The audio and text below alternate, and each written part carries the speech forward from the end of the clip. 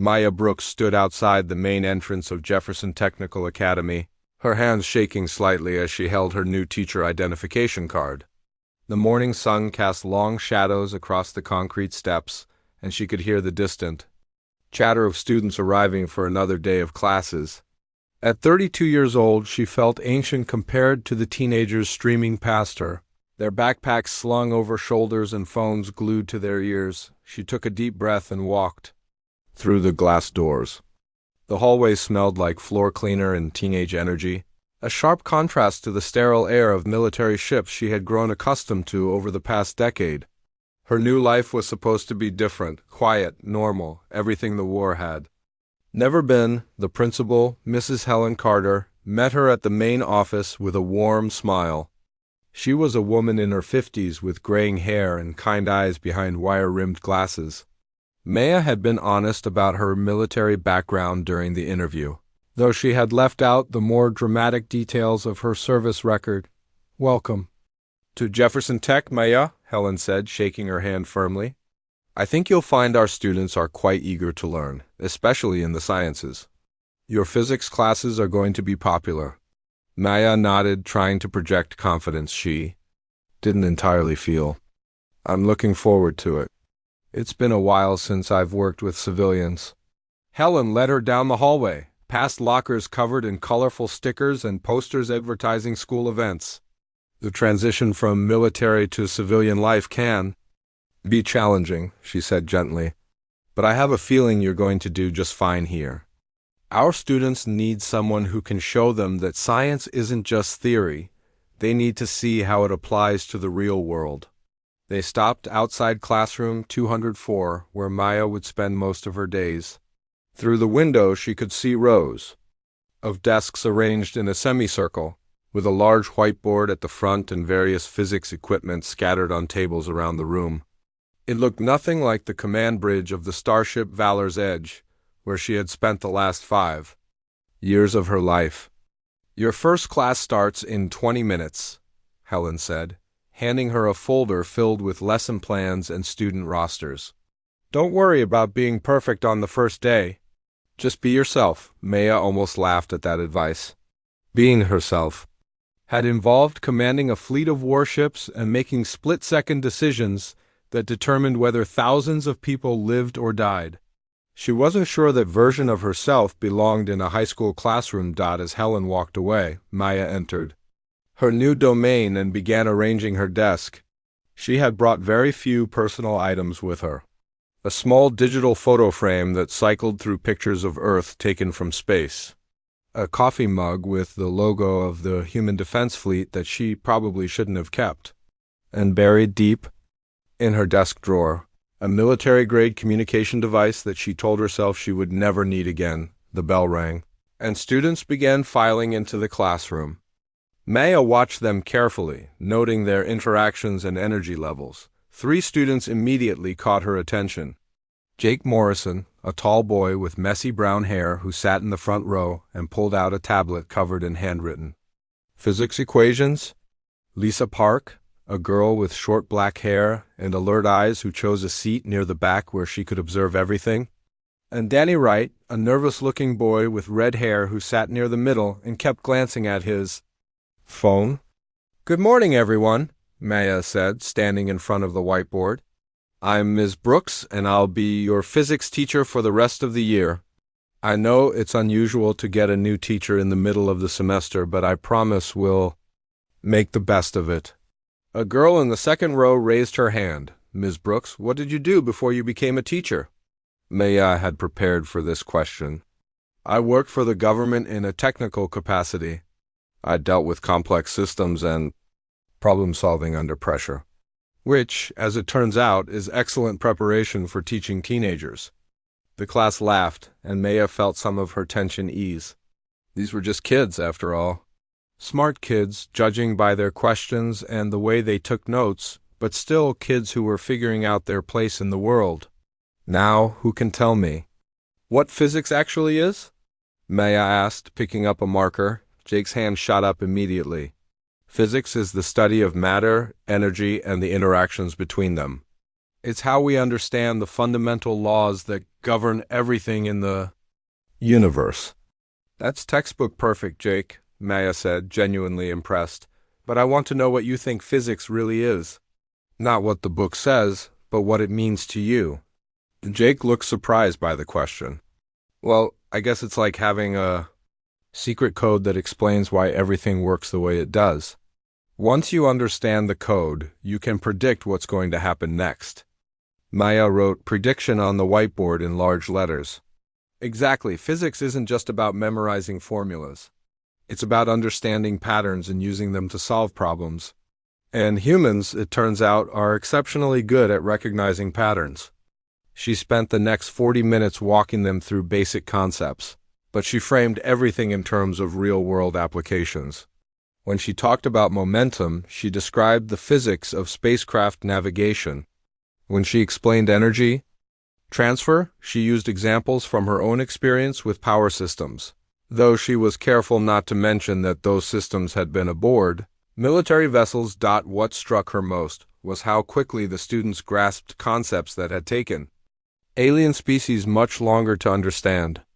During her time in the fleet, she had worked alongside scientists from a dozen different worlds, and she had noticed that humans seemed to have an intuitive understanding of physics that other species had to work much harder to achieve. Lisa raised her hand near the end of class. Miss Brooks, you talk about physics like you've actually used it for important things. Most teachers just make us memorize equations. Maya paused, considering her response. Physics isn't just academic exercise, it's a tool. And like any tool, it's only as useful as the person wielding it. The most important thing I can teach you isn't how to solve problems on a test. It's how to think like a physicist when you encounter problems in real life. The bell rang and students began packing up their things. As they filed out, Maya noticed that several of them lingered, asking follow-up questions about the day's lesson. Jake wanted to know more about orbital mechanics. Lisa was curious about the physics of communication systems. Danny asked about energy storage and conversion. After the last student left, Maya sat down at her desk and looked at the photo frame cycling through images of Earth. For the first time in months, she felt something that might have been contentment. Maybe she could do this. Maybe she could build a life that didn't involve war and death and impossible choices. She was about to pack up her things when she noticed that her military communicator was blinking with a faint blue light. Her blood ran cold. The device was supposed to be completely inactive, a memento of her old life with no connection to current military networks. Maya opened the drawer and stared at the device. The blinking continued, slow and steady, like a heartbeat. She told herself it was probably just a malfunction, some residual signal from a satellite or a glitch in the old hardware. But as she walked to her car that afternoon, Maya couldn't shake the feeling that her quiet new life was about to become much more complicated. Maya had been teaching at Jefferson Technical Academy for 3 weeks when the first strange energy readings appeared on Earth's deep space monitoring stations.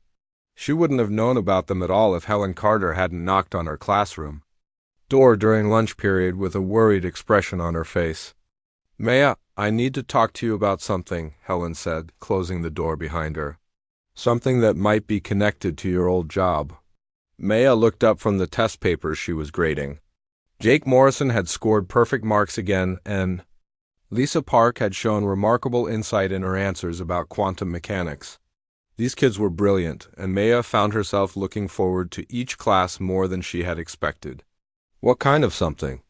Maya asked, setting down her red pen. Helen sat down in one of the student desks, looking uncomfortable. My husband works at the Deep Space Research Center outside the city. He's been picking up some unusual signals over the past week. Energy. Signatures that don't match anything in our databases. Maya felt a chill run down her spine. What kind of energy signatures? The kind that might be artificial. The kind that might be from ships. Helen paused, studying Maya's face. Tom thinks they might be alien in origin. He said they reminded him of some classified data he saw during the war, but he wasn't supposed to tell me about it. Maya's mind raced. During her time as commander of the Valor's Edge, she had become familiar with the energy signatures of every known alien species.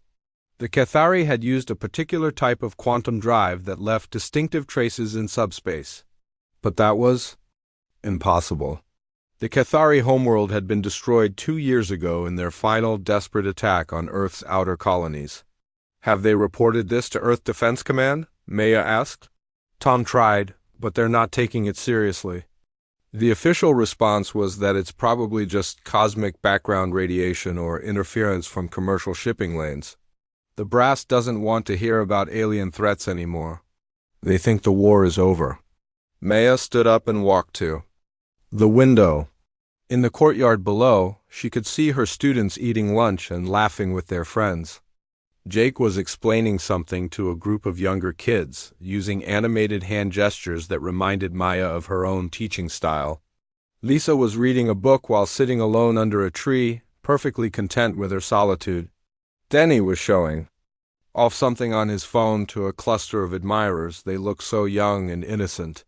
The war had ended before most of them were old enough to really understand what was happening. To them, the conflict with the Cathari was just history, something that happened to other people in distant places. Can your husband get me copies of those energy readings? Maya asked. Helen nodded. I thought you might want to see them. He's, bringing some data home tonight? That evening, Maya sat in her small apartment studying the printouts that Helen had given her. The energy signatures were faint but unmistakable. She had seen patterns like these before. During the final battle at Titan's Gate, the Cathari had been desperate then, throwing everything they had at the human fleet in a last-ditch effort to break through Earth's defenses. Maya pulled out her old military tablet and began cross-referencing the data with classified files she still had access to. The matches were partial but troubling. Someone was using modified Cathari technology, but the signatures were different enough to suggest significant improvements or adaptations. Her military communicator, which had been silent since that first day, suddenly chirped with an incoming message. Maya stared at it for a long moment before picking it up.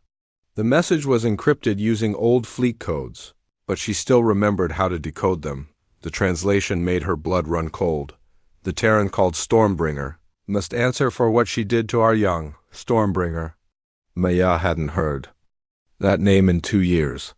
It was what the Cathari had called her during the war, a reference to her tactical style and the way she seemed to appear out of nowhere to destroy their formations. She had never liked the nickname, but it had stuck among both human and alien forces. Maya immediately activated her tablet's secure communication system and sent a priority message to Commander Nash Williams, her former tactical officer who now worked at Earth Defense Command. The response came back within an hour. Maya, good to hear from you. Hope civilian life is treating you well. Regarding your inquiry about deep space anomalies, I can confirm we've been tracking some unusual readings. Command doesn't think they're significant, but I'm not so sure. The patterns are too organized to be natural phenomena. Can we meet tomorrow? I'll bring what data I can share. The next morning, Maya met Nash at a coffee shop near the academy. He looked older than she remembered, with new lines around his eyes and gray streaks in his dark hair. The war had aged all of them, but Nash had stayed in the service while Maya had tried to find peace in civilian life. You look good, Maya, he said, settling into the booth across from her. Teaching suits you. Don't try to make small talk. Nash, what's really happening out there? Nash's expression grew serious. We've detected at least 6 ships in the outer system, moving in patterns that suggest coordinated reconnaissance. They're using some kind of stealth technology we haven't seen before, but our deep space sensors can still pick up traces of their drives. Cathari? Maya asked. That's what worries me. The energy signatures are similar, but not identical. It's like someone took Cathari technology and improved it. Made it more efficient, harder to detect. Maya leaned forward. How many survivors do you think escaped the destruction of their homeworld? Intelligence estimates put the number at maybe a few thousand scattered across various colony worlds. Not enough to pose a significant military threat, according to the analysts. But that was before we started seeing these new signatures. Maya pulled out her tablet and showed Nash the message she had received. His face went pale as he read it. "Stormbringer," he whispered. "They're coming for you specifically." "No," Maya said quietly. "They're coming for all of us." The message mentioned our young during the war. The Cathari sent their juvenile warriors into battle first, believing it would make them stronger. "Most of them died in the early engagements," Nash nodded grimly. "And now the survivors want revenge. But why target you specifically?" Maya thought about her students, about Jake's brilliant mind and Lisa's tactical thinking and Danny's natural ability with technology. "Because they think I'm training the next generation of human warriors." And maybe they're right.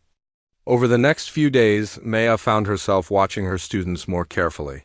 She noticed things she had missed before. Jake didn't just understand physics.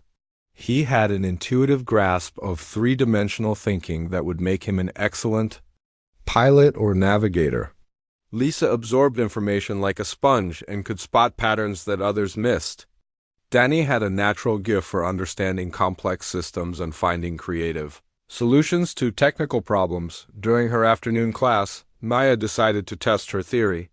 She presented the students with a complex problem involving orbital mechanics and resource allocation, framing it as a theoretical exercise about establishing a research station on one of Saturn's moons. The students attacked the problem with enthusiasm. Jake immediately began calculating optimal trajectories and fuel requirements. Lisa started thinking about defensive positions and supply chain logistics. Danny focused on communication systems and power distribution. Within an hour, they had developed a comprehensive plan that rivaled anything Maya had seen from military academy graduates. They worked together seamlessly, each student's strengths complementing the other's weaknesses. "This is impressive work," Maya told them as the class period ended. "You've all shown excellent problem-solving skills." After the students left, Maya sat alone in her classroom, staring at the whiteboard covered in equations and diagrams. Her students had no idea they had just designed a military installation. To them, it was just an interesting physics problem, but Maya knew better. She had seen enough young officers and enlisted personnel to recognize natural talent when she saw it. These kids had the potential to become extraordinary leaders, engineers, and tacticians. They represented the future of human space exploration and, if necessary, human defense. That night, Maya's communicator chirped again. This time, the message was longer and more detailed. It contained star charts showing the positions of the mysterious ships, along with intercepts of their communications. The Cathari survivors weren't just planning an attack on Earth. They were specifically targeting educational institutions, believing that destroying humanity's young minds would prevent another leader like Maya from emerging. Maya stared at the data until her eyes burned. The enemy was already here, moving through the outer system toward Earth. They had learned from their previous defeat and adapted their tactics accordingly. This time, they wouldn't make the mistake of attacking military targets first. This time, they were coming for the schools. Maya knew something was wrong the moment she walked into the faculty lounge on Monday morning. The new substitute teacher, Mr. Peterson, was standing by the coffee machine, but he held his cup with both hands instead of one. It was a small thing, but Maya had learned during the war that small details could mean the difference between life and death. Most humans naturally held cups with one hand, leaving the other free for gestures or other tasks. But the Cathari had different anatomy. Their hands were structured differently, and they found it more comfortable to use both hands for gripping objects. When they were trying to disguise themselves, Maya forced herself to act normally, pouring her own coffee and making small talk with the other teachers. But she kept watching Peterson out of the corner of her eye. He was tall and thin with brown hair, probably in his 30s. His clothes were perfectly normal, and his ID badge looked genuine. But there were other tiny signs that bothered her. He blinked too often, about twice as fast as humans usually did. When another teacher made a joke, he smiled, but his eyes didn't change expression. And when someone mentioned the weather, he agreed that it was pleasantly warm, even though it was actually quite cool for October. Maya excused herself and went to her classroom, where she immediately pulled out her secure tablet and sent a message to Nash Williams. She described what she had observed without mentioning her suspicions directly. Military communication protocols were designed to be subtle, and Nash would understand her concerns. During her first period physics class, Maya noticed that Peterson was standing in the hallway outside her door, supposedly supervising students at their lockers. But he was clearly listening to her lesson, and his attention seemed focused on her students rather than their behavior. "Today we're going to talk about energy transmission," Maya announced to her class. "But first, I want to try a different kind of experiment. I want each of you to work with a partner and design a simple communication system using only the materials on your desk." Jake immediately paired up with Lisa, while Danny partnered with a quiet girl named Amy Foster. Maya watched as they began brainstorming ideas, but she was also keeping track of Peterson's position in the hallway. "The key to good communication," Maya said, raising her voice slightly, "is making sure your message can't be intercepted or misunderstood by the wrong people. In the real world, this kind of security is extremely important." She walked around the classroom, helping students with their projects, but she was actually teaching them basic encryption and signal detection techniques. To anyone listening, it sounded like a normal lesson about physics and engineering, but Maya was preparing her students for something much more serious. Jake and Lisa had created an ingenious system using LED lights and mirrors to send coded messages across the room. Danny and Amy had figured out how to use their phones' vibration settings to create a simple but effective touch-based communication method. "Excellent work," Maya told them. "These are the kinds of innovative solutions that humans are famous for. We have a natural ability to adapt and improvise that many other species find difficult to match." After class, Maya stayed behind to grade papers, but she was really waiting to see what Peterson would do next. Through her window, she watched him walk across the courtyard toward the science wing, moving with the slightly stiff gait she had learned to recognize in Cathari operatives. Her tablet chimed with a response from Nash. His message was brief but clear. 3 more substitutes reported at schools across the city today, all hired through the same temp agency. All with perfect but unremarkable backgrounds. Sending back up to your location. Maya's blood ran cold. The Cathari weren't just targeting her school.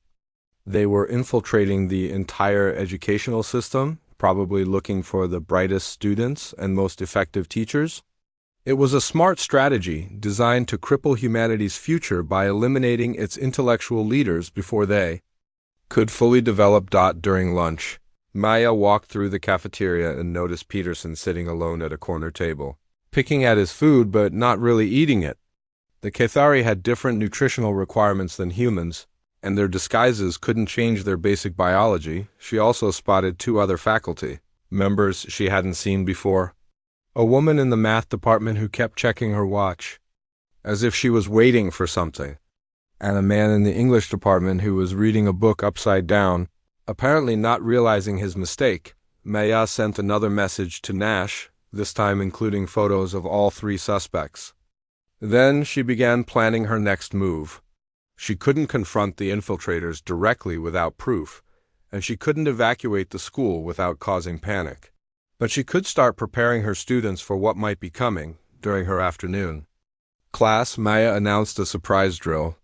"I want everyone to practice emergency procedures," she said. "But we're going to make it more interesting by treating it like a physics problem." She divided the students into teams and gave each group a different scenario to solve. Jake's team was tasked with finding the safest route out of the building if the main exits were blocked.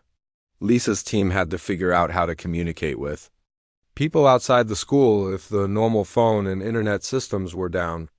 Danny's team was assigned to identify the best places to hide or take shelter if they couldn't leave the building. To any observer, it looked like a creative educational exercise.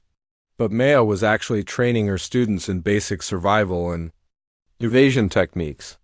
She was impressed by how quickly they adapted to the challenge, coming up with solutions that showed real tactical thinking. Jake's team mapped out alternate exits through windows and maintenance areas, calculating the safest drop distances, and landing zones. Lisa's team figured out how to use the school's PA system and even the fire alarm system to send coded messages. Danny's team identified several secure locations with good sightlines and multiple escape routes. Remember, Maya told them as the exercise concluded, the most important thing in any emergency is to stay calm and think clearly. Panic is your enemy. Intelligence and creativity are your best weapons. After school, Maya waited until most of the students and faculty had left before making her way to her car. She was halfway across the parking lot when she noticed Peterson following her at a distance. He was trying to be subtle, but his movements were too mechanical. Too deliberate, Maya got into her car and drove home, taking a deliberately indirect route to see if Peterson would follow. He did, staying several cars behind but never losing sight of her. When she finally pulled into her apartment complex, she saw him park across the street. That evening, Maya retrieved her hidden weapons cache from a storage unit across town.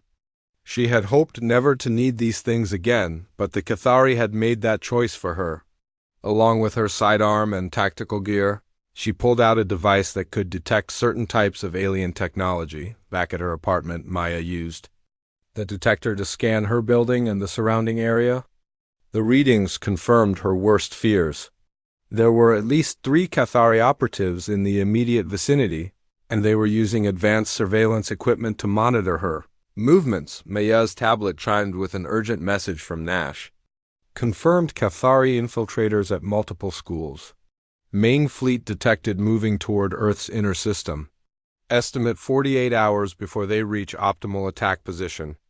Orders are to maintain surveillance but avoid direct confrontation until we know the full scope of their operation. Maya stared at the message for a long moment. 48 hours. That meant the Cathari were planning to strike soon, probably coordinating their infiltrators on the ground with their fleet in space. The question was whether they would target the schools first or use them as bargaining chips for a larger attack. She looked out her window at the lights of the city, thinking about all the students and teachers who had no idea what was coming. Jake with his brilliant mind and natural leadership ability, Lisa with her tactical instincts and fearless curiosity, Danny with his gift for understanding complex systems and finding creative solutions. These kids represented the future of humanity, and the Cathari knew it. They weren't just planning to kill Maya, they were planning to destroy an entire generation of human potential. Maya began preparing for war. She cleaned her weapons, checked her equipment, and reviewed the tactical data Nash had sent her. But most importantly, she started planning how to protect her students when the attack came, because Maya had learned something during her years of teaching that the Cathari didn't understand. Human teenagers weren't just victims waiting to be protected. Given the right training and motivation, they could be the most dangerous opponents in the galaxy. The hunt was about to begin, but Maya wasn't sure who was really the hunter and who was the prey. Maya arrived at school early on Tuesday morning with her military gear hidden in a large backpack. She had spent most of the night planning defensive positions and escape routes, using the building blueprints she had downloaded from the city planning office. The Cathari attack would come today. She could feel it in the air like the electricity before a thunderstorm. The first sign of trouble came during second period. Maya was teaching her advanced physics class when the lights flickered, and the school's internet connection went down. Through her window, she could see black vehicles pulling into the parking lot, but they weren't marked as emergency services or law enforcement. Maya's hands remained steady as she continued writing equations on the whiteboard, but her mind was racing. The Cathari were moving faster than expected. They had probably detected Nash's investigation and decided to accelerate their timeline. "Class, we're going to do another emergency drill," Maya said calmly. "But this time it's going to be more realistic. I want everyone to follow my instructions exactly." Jake looked up from his notebook with concern. "Miss Brooks, is something wrong?" Maya met his eyes. "Jake, do you remember what I taught you about staying calm under pressure?" "Intelligence and creativity are our best weapons," he replied immediately. "That's right. Lisa, what did your team discover about communication systems yesterday?" Lisa straightened in her chair. We found 3 different ways to send messages if the normal systems are down. Maya nodded. Danny, what about safe positions? Danny's voice was quiet but steady. There are 4 locations in the building with good sight lines and multiple exit routes. Maya walked to her desk and pulled out her military tablet. Good, now. I need to tell you something important. My name is Commander Maya Brooks, and I used to serve in the Human Defense Fleet. The people outside aren't here for a normal visit. They're hostile aliens who can disguise themselves as humans, and they're here to hurt you. The classroom fell silent. Maya could see fear in some faces, but also determination in others. These kids were smart enough to understand the situation. And brave enough to face it. Are you serious? Asked Amy Foster, Danny's lab partner. Maya activated her tablet scanner and pointed it at the door. The device immediately began beeping rapidly. There are 3 beings with non-human energy signatures in the hallway outside this room. They've been watching us for days, and now they're making their move. Jake stood up slowly. What do you want us to do? Maya felt a surge of pride. No panic, no hysteria. Just a simple question about how to help. These students were already thinking like soldiers. First, we secure this room. Lisa, take 3 people and barricade the door using the lab tables. Make sure you can still see out the window. Jake, I need you to set up the communication system your team designed yesterday.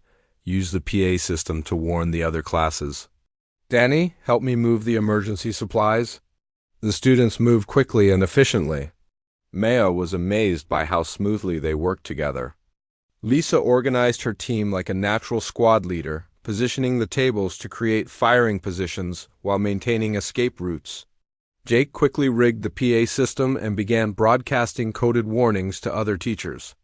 Danny helped Maya distribute the emergency supplies she had hidden in her desk over the past few days. The first explosion came from the main entrance. Maya peered through the window and saw figures in black tactical gear storming through the lobby. They moved with the distinctive gait she had learned to recognize, but they were also carrying advanced weapons that glowed with alien energy. Attention! Jefferson Technical Academy, a voice boomed over loudspeakers outside. We are here for the one called Stormbringer. Surrender Maya Brooks and no students will be harmed. Maya's tablet chimed with an incoming message from Nash Williams. Maya, we're tracking 6 Cathari ships in low orbit. They're jamming our communications and preparing for planetary bombardment. We have a Marine unit 20 minutes out, but you need to hold your position until they arrive. Maya looked at her students, who were watching her with a mixture of fear and trust. 20 minutes might as well be 20 hours if the Cathari were serious about their attack. Listen carefully, Maya said.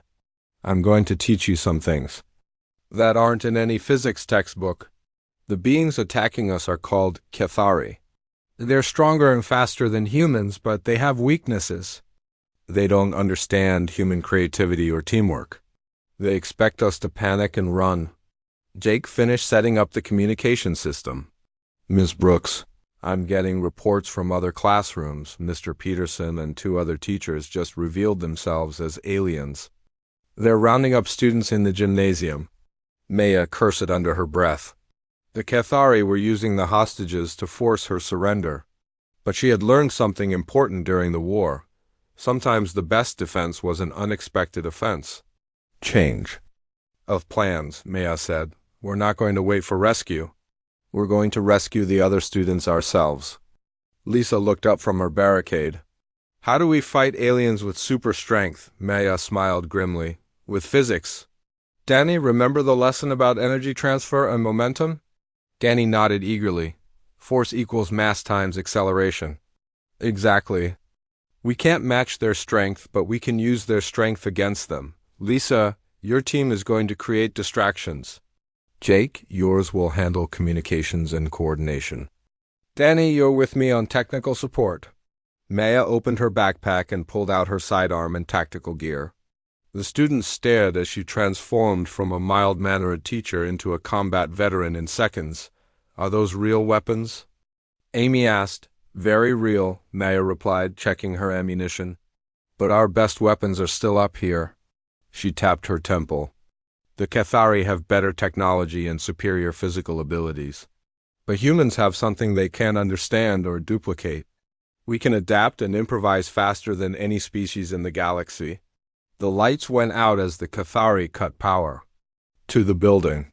Emergency lighting kicked in, casting eerie shadows across the classroom. Maya activated her tablet's tactical display, which showed the positions of all the alien energy signatures in the building.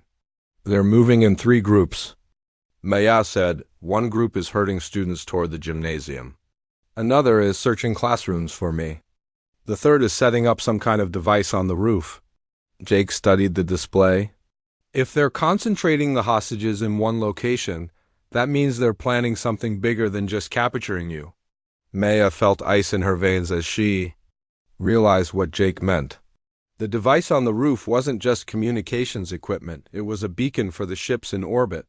The Cathari weren't planning to take prisoners.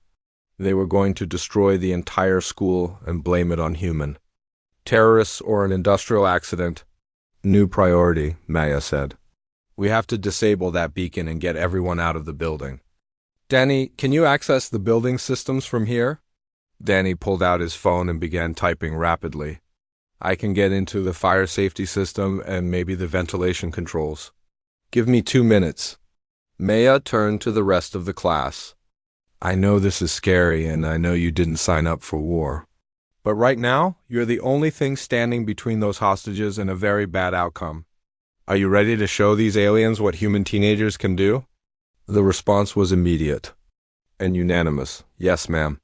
Maya felt a fierce pride as she looked at her students. They weren't soldiers, but they had something the Cathari had never faced before. They had been trained by a human teacher who understood that education wasn't just about memorizing facts. It was about learning to think, to adapt, and to solve problems that had never been solved before. All right, Stormbringers back in action, Maya said. Let's go save our school. Maya led her students through the darkened hallways of Jefferson Technical Academy, moving like shadows between the emergency lights. Danny had managed to hack into the building's ventilation system, giving them a map of where the Cathari were positioned. Jake carried the portable communication device he had built, staying in contact with students trapped in other parts of the building. Lisa moved ahead of the group, scouting for dangers with the natural instincts of a born warrior. The first Cathari they encountered was standing guard outside the chemistry lab. Maya held up her hand, signaling her students to stop. The alien was tall and lean, wearing the disguise of a human security guard, but Maya could see the telltale signs. The way he held his head tilted slightly to the left. The way his eyes tracked movement just a fraction too quickly. Remember what I taught you about physics, Maya whispered to her students. Every action has an equal and opposite reaction. Lisa nodded and picked up a fire extinguisher from the wall. She aimed it carefully and triggered the release mechanism. The blast of white foam hit the Cathari guard in the face, blinding him temporarily. At the same moment, Jake rolled a metal trash can down the hallway. Using the noise to mask their movement, the Cathari spun toward the sound, just as Maya had predicted. She moved quickly and silently, using a technique she had learned during special operations training. The alien went down without making a sound, unconscious but alive. One down, Maya said quietly. Danny, how many more between us and the gymnasium? Danny checked his tablet, which was connected to the building's security cameras. 4 more. Guards in the hallways, plus at least 6 in the gym with the hostages. And Maya, I'm picking up some kind of energy buildup from that device on the roof. Maya felt her stomach tighten. The beacon was almost ready to signal the ships in orbit. Once that happened, the Cathari would have no reason to keep any humans alive. Change of plans, she said. Lisa, take half the group and get to the gymnasium. Free the hostages and get them out through the emergency exits. Jake, you're with me. We're going to the roof. Amy Foster, who had been quiet during most of the crisis, suddenly spoke up. Miss Brooks, what about the other Cathari ships? Even if we stop the beacon, they're still up there. Maya looked at the young girl with new respect. Amy was right too. Think about the bigger picture. There's a prototype fighter craft at the military research facility outside town. If I can get to it, I might be able to do something about those ships. Danny's eyes went wide. You're going to fly into space by yourself? Against 6 alien warships? Maya smiled grimly. I've done worse odds before, but first we need to save everyone here. Ready? The students split into 2 groups. Maya watched. Lisa led her team toward the gymnasium with the confidence of a seasoned commander. These kids had learned more in one day than most people learned in years of military training. Maya and Jake made their way to the stairwell that led to the roof. They encountered 2 more Cathari guards on the way, but Jake proved that he had been paying attention to Maya's lessons about improvisation.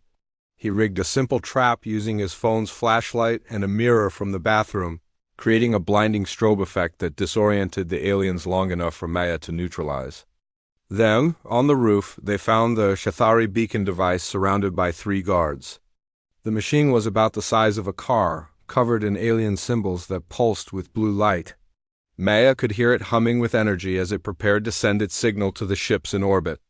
Jake, can you create a distraction? Maya asked Jake. Looked around the rooftop and spotted the school's old radio antenna. Give me 30 seconds, he said, pulling out his tablet and some spare wires from his backpack. Maya watched in amazement as Jake quickly rewired the antenna to broadcast on multiple frequencies at once.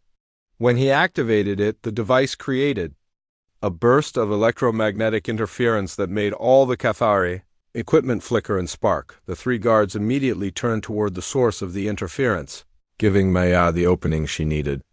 She moved like the trained soldier she was, fast and precise. 2 guards went down before they knew what hit them. The 3rd managed to raise an alarm, but it was too late. Maya reached the beacon device and began looking for a way to shut it down. The alien technology was more advanced than anything she had seen during the war, but the basic principles were the same. All communication devices needed power, antenna, and control systems. Jake, I need you to overload this thing's power supply, Maya said. Can you reverse the polarity on these connections? Jake studied the alien circuitry with the fearless curiosity that made humans so dangerous to their enemies. I think so. But if I get it wrong, this thing might explode. If you don't try, we're all dead anyway, Maya replied. Jake took a deep breath and began rewiring the beacon's power systems. Maya covered him, watching for more guards while monitoring her tablet. For updates from Lisa's group, a message came through from Lisa. Hostages secured. Found out why they wanted everyone in the gym? They planted some kind of bomb. Danny's trying to disarm it now, Maya cursed. The Cathari had planned this attack carefully. Even if the beacon was destroyed, they could still eliminate the school and everyone in it. And the ships in orbit were probably ready to start bombing other targets across the city. Jake, how much longer? Maya asked. Almost got it, Jake replied, sweat beading on his forehead despite the cool night air. There, that should do it. The beacon device suddenly went silent. Its blue lights faded to black, and the humming sound stopped completely. Jake had successfully severed its connection to the ships in orbit. Maya's tablet chimed with an incoming message from Nash Williams. Maya, we're tracking massive energy buildups from the Cathari fleet. They're preparing for orbital bombardment. Estimate 10 minutes. Before they open fire on population centers.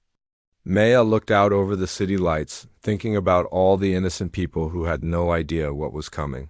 Her students had done their part brilliantly, but now the real battle was about to begin in space. Jake, I need you to get everyone out of the building and as far away as possible, Maya said. Tell Lisa and Danny they did an amazing job, but this isn't over yet. Where are you going?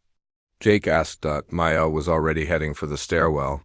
To finish what I started 2 years ago. 20 minutes later, Maya stood in the hangar of the military research facility, looking at the sleek prototype fighter that represented humanity's latest achievements in spacecraft design. It was faster and more maneuverable than anything she had flown during the war, but it was still just one ship against 6 alien warships. Maya climbed into the cockpit and began the startup sequence. As the engines powered up, she thought about her students back at the school, Jake with his brilliant tactical mind, Lisa with her natural leadership abilities, Danny with his gift for understanding complex systems, Amy with her ability to see the bigger picture. They represented everything good about humanity's future. They were creative, brave, adaptable, and most importantly, they worked together to solve problems that seemed impossible. Maya launched the fighter into the night sky, climbing rapidly toward the Cathari fleet in orbit. Her communicator crackled. With a transmission from the alien commander, "Stormbringer," the voice said in accented English. "I am General Cathar. You killed my son at Titan's Gate. Now you will watch your world burn before you die." Maya armed her weapons and locked onto the lead Cathari ship. "Your son died because he chose to fight humans. That was his mistake. And now you're about to make the same one." The space battle that followed would be remembered for generations. But down on Earth, in a small high school classroom, Maya's students were already planning how to rebuild and improve everything she had taught them, because that's what humans did. They learned, they adapted, and they never gave up. Maya's fighter screamed through Earth's atmosphere as the Cathari fleet opened fire on the cities below. Bright beams of energy lanced down from orbit, striking military installations and communication centers. General Cathar was making good on his threat to burn her world. But Maya had faced worse odds before. The prototype fighter responded to her commands like a living thing. Its advanced AI systems integrated with her military neural implants, giving her reaction times that no normal human pilot could match. But even with all that technology, she was still just one ship against 6 alien warships. "Stormbringer," General Cathar's voice crackled over the communication system. "Your clever students may have disabled our beacon, but they cannot save your cities from our weapons. Surrender now, and we will make their deaths quick." Maya armed her missiles and began her attack run on the nearest Cathari ship.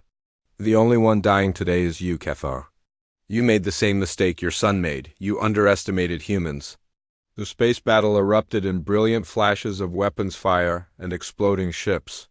Maya's fighter danced between the larger alien vessels, using her superior speed and maneuverability to avoid their heavy guns. She had learned during the war that Cathari tactics were rigid and predictable. They relied on overwhelming firepower rather than creative thinking. Back on Earth, Maya's students watched the battle through the military research facility's observation deck. Jake had managed to hack into the facility's tracking systems, giving them a real-time view of the fight in orbit. Danny monitored the communication channels, listening to the tactical chatter between the Cathari ships. Lisa coordinated with the arriving Marine units, sharing intelligence about the alien technology they had encountered at the school. "She's outnumbered 6-1, Amy Foster said quietly, watching the tactical display. "Maya doesn't think like that," Jake replied. "She taught us that numbers don't matter if you can change the rules of the game." Danny suddenly looked up from his communication console. "I'm picking up something strange. The Cathari ships are using quantum entanglement for their communications. It's the same principle Maya taught us in her advanced physics class." Lisa's eyes lit up with understanding. "If we can create interference in their quantum communication grid, we can disrupt their coordination." Jake was already pulling up the equations Maya had shown them weeks earlier. "We'll need to generate a specific frequency pattern, something that resonates with their entanglement matrix." Amy looked confused. "How are we supposed to do that?" "We're just students." "No," Lisa said firmly. "We're Maya's students. And she taught us that being human means finding solutions that nobody else can see." The 3 students worked together with the kind of seamless cooperation that only came from hours of practice in Maya's classroom. Jake calculated the required frequencies while Danny figured out how to generate them using the facility's research equipment. Lisa coordinated their efforts and kept watch for any remaining Cathari infiltrators in orbit. Maya was running low on ammunition and her fighter had taken several hits. 2 of the Cathari ships were destroyed, but 4 remained, and they were beginning to box her in with coordinated fire patterns. "Your ship is damaged, Stormbringer," General Cathar taunted. "Your weapons are nearly exhausted. How does it feel to know you will die as helplessly as my son?" Maya didn't respond. She was too busy implementing a desperate plan that would have been impossible with any other pilot. She began flying her fighter in a complex spiral pattern, using the gravitational fields of the Cathari ships to build up momentum for a final attack run. Suddenly, the alien formation began to break apart. The Cathari ships started firing on each other, their targeting systems confused by the quantum interference that Maya's students had created from the research facility. "What is happening?" General Cathar's voice showed the first signs of panic. "Why are our systems malfunctioning?" Maya smiled as she realized what her students had accomplished. They had used their knowledge of quantum physics to turn the Cathari fleet's own technology against them. It was exactly the kind of creative solution that made humans so dangerous. "That's my students," Maya said into her communicator. "You wanted to destroy the next generation of human leaders, Cathar. Instead, you just got a demonstration of what they can do." Maya used the confusion to launch her final attack. Her remaining missiles struck General Cathar's flagship just as its shields faltered due to the quantum interference. The explosion lit up the night sky like a second sun. The remaining Cathari ships, leaderless and unable to coordinate their attacks, were quickly finished off by the arriving Earth Defense Fleet, Nash. Williams had finally convinced his superiors that the threat was real, and human reinforcements poured into the battle zone. 3 hours later, Maya landed her damaged fighter back at the research facility. Her students were waiting for her on the landing pad, along with Nash Williams and a full Marine honor guard. "Not bad for a physics lesson," Maya said as she climbed out of the cockpit. Jake grinned. "We learned from the best teacher in the galaxy." Nash Williams stepped forward with a serious expression. "Maya, I've got some news. Long-range sensors are picking up signals from the Andromeda Galaxy. Looks like word of humanity's capabilities have spread further than we thought." Maya looked at her students, who were already exchanging glances full of excitement and determination. "More aliens wanting to test themselves against humans?" "Probably," Nash replied. "The question is, are we ready for them?" Maya put her arms around Jake, Lisa, and Danny. "Ask me that question in a few years after these three finish their education." 6 months later, Maya stood in front of a new classroom at Jefferson Technical Academy. The school had been rebuilt with advanced defensive systems and emergency protocols that her students had designed. But more importantly, it had been rebuilt with a new understanding of what education really meant. Her current class included not just human students, but also young representatives from 3 different alien species who had come to Earth specifically to learn from human teachers. The galaxy had discovered that humans didn't just make dangerous enemies. They made even more dangerous allies. Today we're going to talk about the physics of faster-than-light communication, Maya announced to her mixed class of humans and aliens. But first, I want to tell you about some former students of mine who used these principles to save their planet. Jake Morrison was now a cadet at the Space Force Academy, designing new fighter tactics that combined human creativity with alien technology. Lisa Park had been accepted into the diplomatic corps, where her natural leadership abilities made her perfect for first contact situations. Danny Wright was working with Earth's top scientists to develop communication systems that could reach across galactic distances. All 3 of them still sent Maya messages regularly, updating her on their progress and asking for advice on new challenges. They had learned more than physics in her classroom. They had learned what it meant to be human in a galaxy full of wonders and dangers. As Maya began her lecture, she noticed one of her new students, a young human girl named Sarah Kim, taking notes with the same intense focus that Jake had shown months earlier. In the back of the room, an alien student with blue skin and 4 arms was struggling with the concept of intuitive problem-solving. Maya smiled. Some things never changed. Humans would always be natural teachers, and there would always be new students eager to learn what made humanity special. The most dangerous weapon in the galaxy wasn't advanced technology or superior firepower. It was a human education passed from one generation to the next, growing stronger with each transfer of knowledge. And Maya Brooks was exactly where she belonged, making sure that weapons stayed sharp.